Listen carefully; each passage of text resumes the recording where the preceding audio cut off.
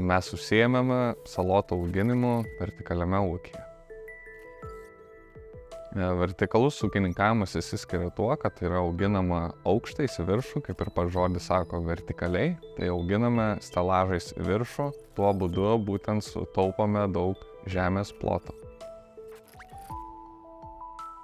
Dabar auginame žalumynus bei daigus. Kelių metų laikotarpiu, sakyčiau, turėsime kažką egzotiškesnio, įdomesnio, uogas, kitas daržoves, o labai ilgoj perspektyvai galbūt ir kviečius ir bananus galėsim pasiūlyti.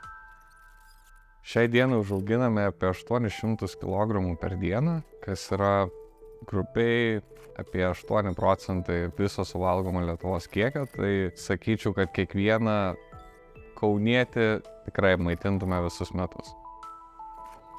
Salotas labiausiai mėgsta klasikinę muziką, ramią melodiją, kuri nesukeltų augalams streso.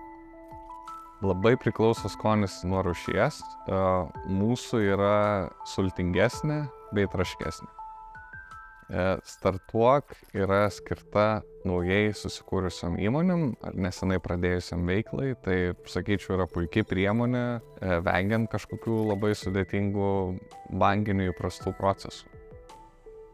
Pats procesas užtruko bendrai iki pusės metų laikotarpio, tačiau mūsų atveju buvo tam tikrų programos pakitimų, tai kiek ilgiau užtruko, bet ir kreipėmės dėl didesnės sumos. Mūsų atveju maksimalios programos sumos, kuri buvo 3 milijonai eurų.